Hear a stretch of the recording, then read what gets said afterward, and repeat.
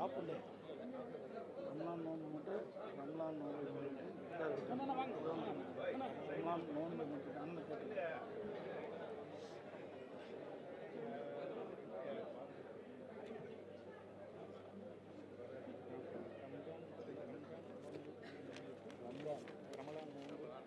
ரம்லான் நோன்பா ரம்ஜான்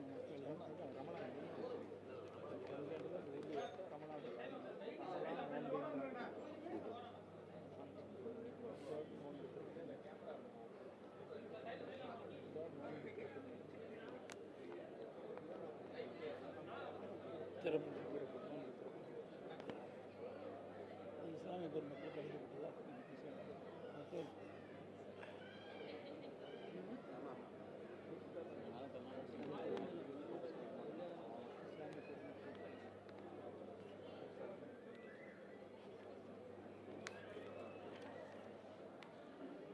அனைத்து ஊடகங்களுக்கும் பத்திரிகை நண்பர்களுக்கும் வணக்கம். இன்றைய தினம் அனைத்து இந்திய அண்ணா திராவிட முன்னேற்ற கழகத்தின் சார்பாக இஸ்லாமிய பெருமக்களுக்கு ரம்லான் நோன்பு முன்னிட்டு இப்தார் நோன்பு அளிக்கப்பட்டது. இதே புரட்சித் தலைவி அம்மா இருந்த காலத்திலிருந்து இன்று வரை தொடர்ந்து அனைத்து இந்திய அண்ணா திராவிட முன்னேற்ற கழகம் ரம்லான் நோன்பு இப்தார் விழுந்து அளிக்கப்பட்டு வருகிறது. கேளுங்க என்ன சார், இன்றைக்கு முதலமைச்சர்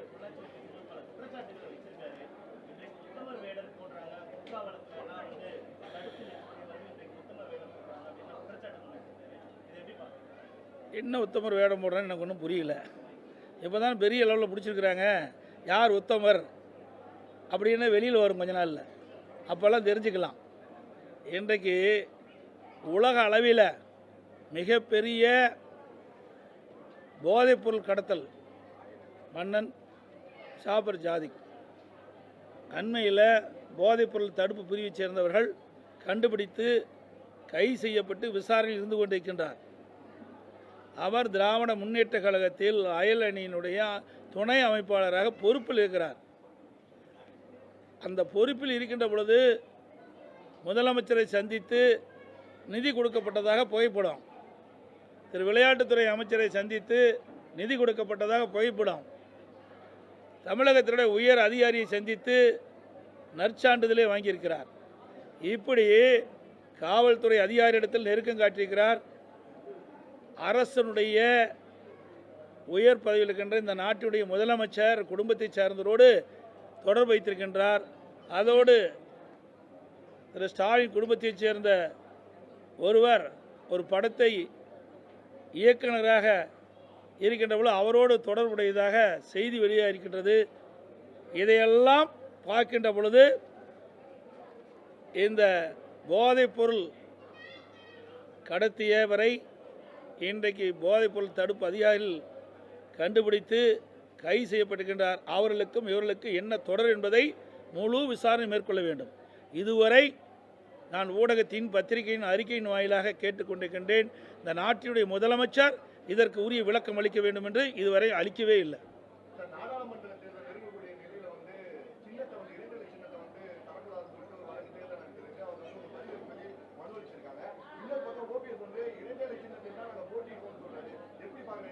அவர் திரு ஓ பன்னீர்செல்வம் ஜோக்கா இருக்குது. என்ன பண்ண முடியும்? சட்ட ரீதியாக அனைத்தும் கொடுக்கப்பட்டு விட்டது. ஏதோ விரத்தின் விளிம்பில் பேசிகிட்டு இருக்காரு. ஆக யார் வேணாலும் போடலாம் கோர்ட்டில். ஆனால் எது சரி எது சரி என்பது நீதிமன்றம் அளிக்கும். அது நீதிமன்றத்தில் இருக்கிறதுனால முழுமையான கருத்து சொல்ல முடியாது. ஏன்னா நாளைக்கு அது வர இருக்குது கோர்ட்டில்.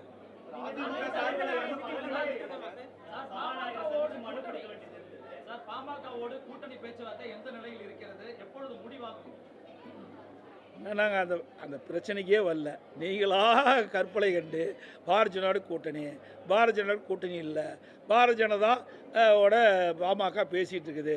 இப்படியெல்லாம் நீங்களாக கற்பனை பண்ணி ஏசியமாக ஊடகத்திலையும் பத்திரிகையிலும் போடுவதற்கு நாங்கள் பொறுப்பல்ல. நாங்கள் கூட்டணி பேசுகின்ற பொழுது உங்களை எல்லாம் அழைப்போம், தெரிவிப்போம். அதுதான் நான் தான் சொல்லேன், தேமுதிகவோடு நாங்கள் பேச்சுவார்த்தையில் தொடர்ந்து இருந்து கொண்டிருக்கிறோம். அதில் எந்த மாற்றம் கிடையாது. பாமகவோடு நாங்கள் பேச்சுவார்த்தை நடத்துகின்ற சூழ்நிலை ஏற்படுகின்ற பொழுது உங்களை அழைத்து நிச்சயமாக அதை தெரிவிப்போம்.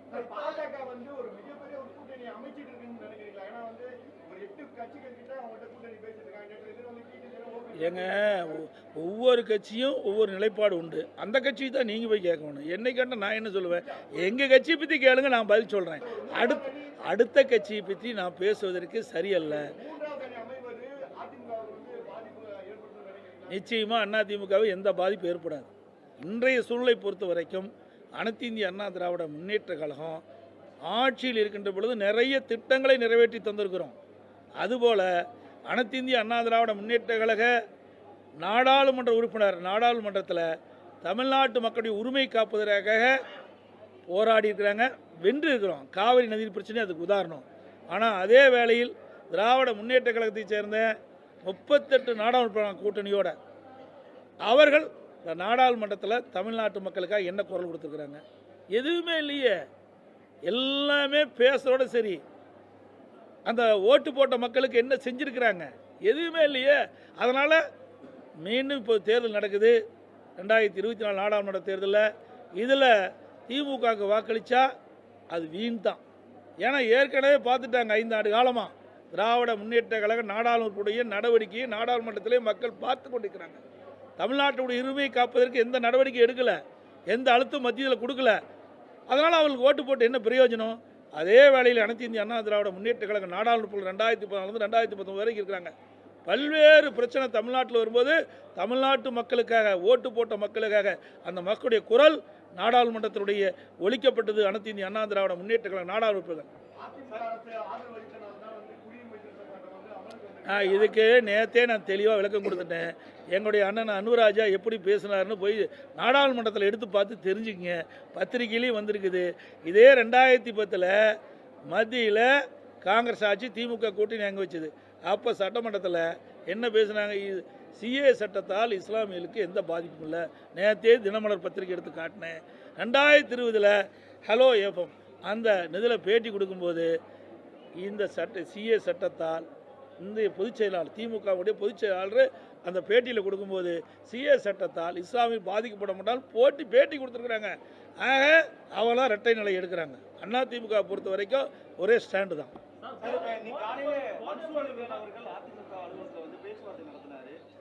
அவர் எங்களுக்கு ஆதரவு கொடுக்குறேன்னு சொல்லியிருக்காரு. அனைத்து இந்திய அண்ணா திராவிட முன்னேற்ற கழகத்திற்கு ஆதரவு கொடுக்குன்னு சொல்லியிருக்காரு. அவரு மட்டும் இல்லை, பல சிறிய கட்சிகள் எல்லாம் மீண்டும் அனைத்து இந்திய அண்ணா திராவிட முன்னேற்ற கழகத்தினுடைய நாடாளுமன்ற வேட்பாளரை போட்டியிட அண்ணா திமுக கட்சியுடைய வேட்பாளர் கூட்டணி கட்சி வேட்பாளருக்கு ஆதரவு தெரிவிக்க வேண்டும். பல சிறிய கட்சிகள் எங்களுக்கு ஆதரவு கொடுத்துருக்காங்க. சார், நாங்கள் எல்லாத்துக்கும் வருஷம் அழைப்படுறோம். அதில் அவரும் அதை ஏற்று வந்திருக்காரு. அவ்வளோதான்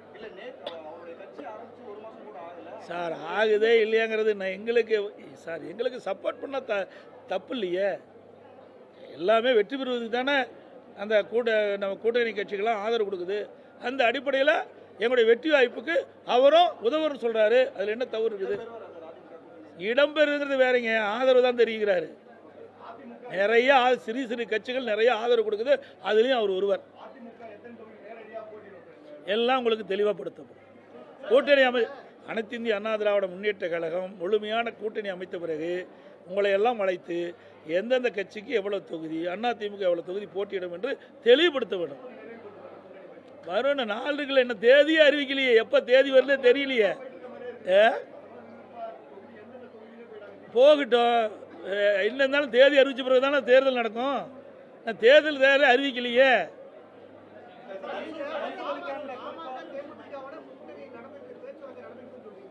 யார் நடந்துட்டு இருக்குன்னு சொல்றாங்க? தேமுதிக தான் நடந்துட்டு இருக்குன்னு சொல்றோம்.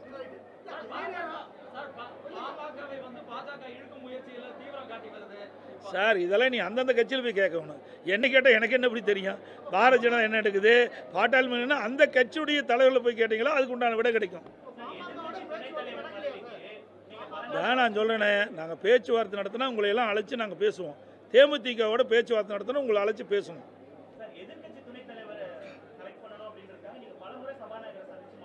எதிர்கட்சி துணைத் தலைவர் அதுவா? ரைட்டு, சொல்லுங்க.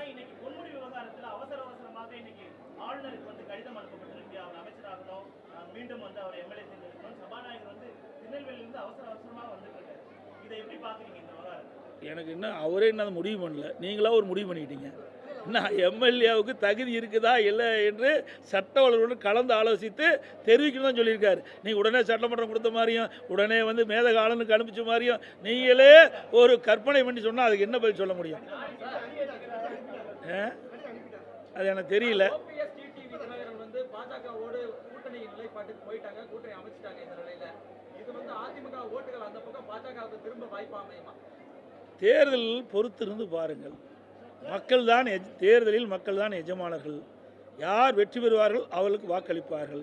அனைத்து இந்திய அண்ணா திராவிட முன்னேற்ற கழகத்தை பொறுத்த வரைக்கும் பொன்மனச்செம்மல் புரட்சித் தலைவர் எம்ஜிஆர், புரட்சித் தலைவர் அம்மா இருக்கின்ற காலத்திலே பல பேர் வெளியில் போனாங்க. எல்லாமே செல்லாத காசு ஆகிட்டாங்க. அனைத்து இந்திய அண்ணா திராவிட முன்னேற்ற கழகத்துக்கு யார் துரோகம் செய்கிறாங்களோ அவர்களெல்லாம் விலாசம் தெரியாத போவாங்க. அப்படித்தான் இவர்களும் போக போகிறாங்க. இன்னும் தேதியே அறிவிக்கலைங்களே. நாடாளுமன்ற தேதி அறிவித்த பிறகு தானே மற்ற வேலையெல்லாம் நடக்கும். நாடாளுமன்ற தேதி அறிவித்தவுடன் நீங்கள் சொன்ன மாதிரி எல்லா 40 நாடாளுமன்ற தொகுதி பாண்டிச்சேரி உட்பட அனைத்து பகுதிகளிலும் பிரச்சாரத்துக்கு நாங்கள் செல்வோம். மாநில தலைவர் அண்ணாமலை ஒரு குற்றச்சாட்டை வைக்கிறாரு. அதாவது தற்போது இருக்கக்கூடிய திமுக இந்த பல்வேறு விவகாரங்கள் போதைப் பொருட்களுக்கெல்லாம் ஒரு எதிர்ப்பு நிலை திமுகவோட எதிர்க்கக்கூடிய அதே சூழல்ல ஆண்ட கட்சியாக இருக்கக்கூடிய அதிமுகவை அதே குற்றச்சாட்டுக்குள்ள உள்ள சேர்க்கிறாரு. குறிப்பா டாஸ்மாக் கடைகளை தொடர்ந்து செயல்படுத்துறது அதிமுகவும் சொல்றாரு. எப்படி சார் எனக்கு சொல்கிறதே புரியல. எங்கள் நிலையில் ஒன்றும் வரலையே. அப்போ டாஸ்மாகில் இப்படிப்பட்ட கம்ப்ளைண்ட் வரலையே. கம்ப்ளைண்ட் வந்துட்டு தான் தெரியும். அப்படி பார்த்தா அவை ஆளுகின்ற மாநிலம் பூரா அப்படி தான் இருக்குது. இன்றைக்கி கூட 450 கோடி இப்போ பிடிச்சிருக்கிறாங்க அவை ஆளுகின்ற மாநிலத்தில். அதுக்கு என்ன பதில் சொல்ல போகிறாரு? அனைத்து இந்திய அண்ணா திராவிட முன்னேற்ற கழகத்தை பொறுத்த வரைக்கும் சட்ட ஒழுங்கு பாதுகாக்கப்பட்டது. அது யாராக இருந்தாலும் சட்டத்தின் முன் சமம். தமிழ்நாட்டில் மிகச்சிறப்பான ஆட்சி இது அதிமுக ஆட்சி தான். இப்போ என்ன இருக்குது? போதைப்பொருள் எங்கே பார்த்தாலும் நடமாட்டோம். இன்றைக்கு 15 நாளில் பாருங்கள் எந்தெந்த இடத்துல போதைப்பொருள் கண்டுபிடிக்கப்பட்டிருக்குது. ஊடகத்திலையும் பத்திரிகையிலும் செய்தி வந்துட்டு தான் இருக்குது. இன்றைக்கு தமிழ்நாட்டில் இருக்கிற காவல்துறை இந்த போதைப்பொருளை கண்டுபிடிக்கலை. மத்திய போதைப்பொருள் தடுப்பு அதிகாரி வந்து தமிழ்நாட்டில் முகாமிட்டு அவர்கள் தான் கண்டுபிடிச்சிட்டு இருக்கிறாங்க. அப்படி என்றால் இந்த அரசாங்கம் செயலற்ற அரசாங்கம். இந்த அரசாங்கமே இவர்களுக்கு உதவி செய்தா என்று சந்தேகம் எழுகுது. ஏன்னா மத்திய போதைப்பொருள் தடுப்பு அதிகாரி வந்து தமிழ்நாட்டில் வந்து பிடிக்கிறாங்கன்னா தமிழ்நாட்டில் இருக்கிற காவல்துறை என்ன பண்ணிட்டு இருக்குது? தூங்கிட்டு இருக்குதா? இதனால் யார் பாதிக்கிறாங்க? நம்முடைய பொதுமக்கள், இளைஞர்கள், மாணவர்கள் கடுமையாக பாதிக்கிறாங்க. நான் ஏற்கனவே ஊடகத்திலையும் பத்திரிகையிலும் பலமுறை சொல்லிட்டேன். 2022-23 காவல்துறை மானியத்தில் புக்கில் 22ஆம் பக்கத்தில் சொல்கிறார். கொல்லி விளக்கு குறிப்பில் மது விளக்கு 1020 அந்த கொல்லி விளக்கு குறிப்பில் பக்கம் 22 சொல்கிறார். அதில் இன்றைய முதலமைச்சர் அந்த கொள்கை விளக்கு குறிப்பை அவர் தான் வெளியிடுறார். அவர் தான் அதுக்கு அமைச்சர், உள்துறை அமைச்சர். அதில் 2138 பேர் பள்ளிக்கு அருகில், கல்லூரிக்கு அருகில் கஞ்சா விற்றதாக கண்டுபிடிக்கப்பட்டது. கைது பண்ணது 148 பேர். கண்டுபிடிக்கப்பட்டதுனாவே குற்றவாளி தானே. கஞ்சா வைத்திருந்ததாக கண்டுபிடிக்கப்பட்டனா குற்றவாளி ஏன் கைது பண்ணல? எல்லாம் திமுகக்கார். அதனால தான் இந்த போதைப் பொருளை ஒழிக்க முடியல. காவல்துறை திமுக ஏவல் துறையாக செயல்பட்டு இருக்குது. காவல்துறையுடைய கையில் கட்டப்பட்டிருக்கின்றன. காவல்துறை செயலற்ற நிலையில் இருக்கின்ற காரணத்தில் தான் தமிழ்நாட்டில் எல்லா பகுதியிலுமே போதைப் பொருள் இன்றைக்கு தங்குதடை இல்லாமல் கிடைத்து கொண்டிருக்கின்ற. இந்த போதைக்கு அடிமையானால் மாணவர்கள், இளைஞர்கள் அவருடைய வாழ்க்கையே சீரழிந்து விடும்.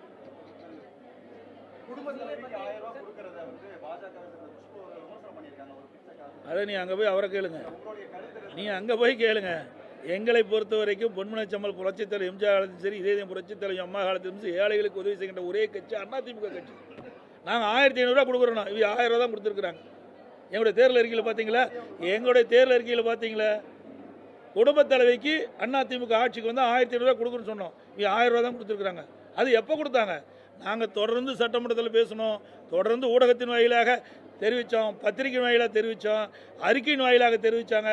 எங்களுடைய சட்டமன்ற உறுப்பினர், எங்களுடைய முன்னாள் அமைச்சர், கழக நிர்வாகிகள்லாம் அம்மாவுடைய பிறந்தநாள், தலைவர் பிறந்தநாள், அதிமுக பொதுக்கூட்டத்தில் எல்லாம் சொன்னோம். திமுகவுடைய தேர்தல் அறிக்கையில் குறிப்பிட்டவாறு குடும்பத் தலைவிக்கு மாதந்தோறும் உரிமைத்தொகை 1000 ரூபாய் திமுக அரசு எப்பொழுது வழங்க கொடுங்கன்னு பல முறை சொன்ன காரணத்தினால வேறு வழி இல்லாமல் இப்போ தேர்தலை முன்னிட்டு கொடுக்கப்பட்ட வாக்குறுதி நிறைவேற்றலைன்னா நமக்கு ஓட்டு விழுகாதுன்னு சொல்லி அதற்காகத்தான் 1000 ரூபாயை இந்த மகளிருக்கு உரிமைத்தொகை விடுவிச்சிருக்கிறாங்க. அது 26 மாதம் கழித்து தான் விடுவிச்சிருக்கிறாங்க.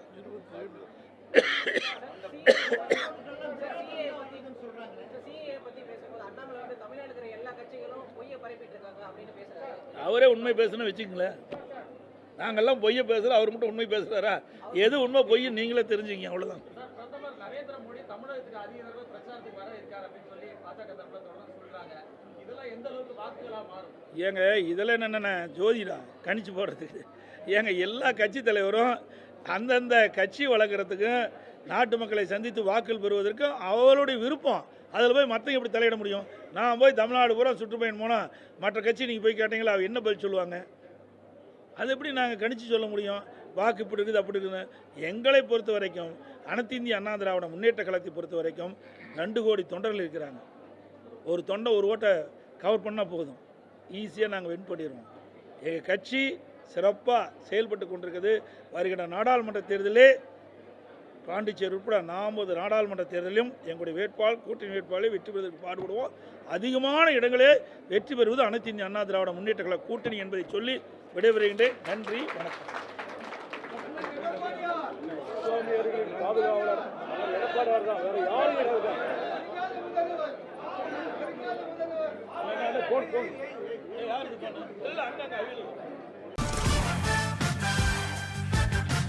உங்களில் ஒருவனான எடப்பாடி பழனிசாமி பேசுகிறேன்.